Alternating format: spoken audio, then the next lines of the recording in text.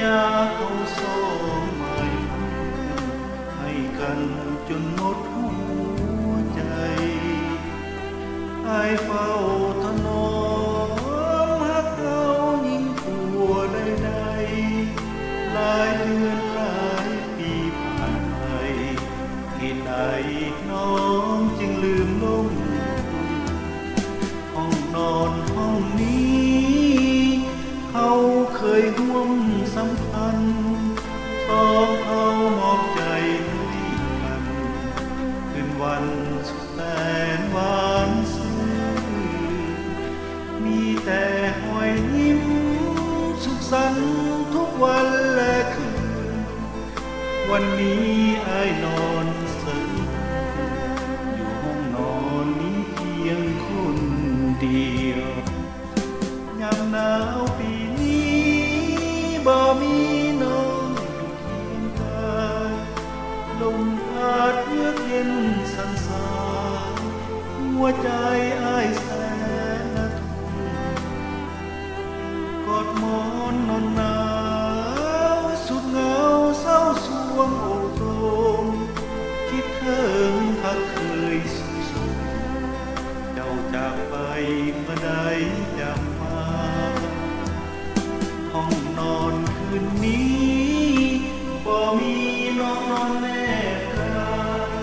หุ้มสมเที่ยวข้ามผ่านไปแปลกใจเห็นอายผู้ดีอายคนเขาถามทักทายใครผ่านทางที่ห้องนอนมีอายผู้เดียวที่ยังรอน้องหวนกลับมา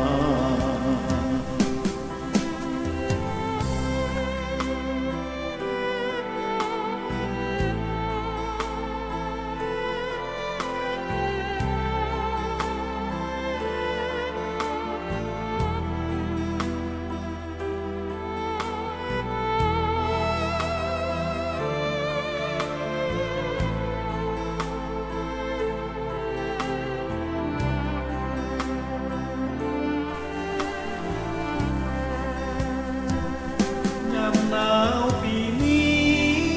บ่มีน้องอยู่เคียงกายลมพัดเยือกเย็นสั่นสายหัวใจอ้ายแสนละทุกข์กอดหมอนนอนหนาวสุดเหงาเศร้าสวงอกตรงคิดถึงหักเคยสุขสมเจ้าจากไปเมื่อใดจำมาห้องนอนคืนนี้บ่มีน้องนอนแนบกายหุ้มสนเที่ยวข้ามผ่านไปแปลกใจเห็นอายคนดีอายคนเขาทา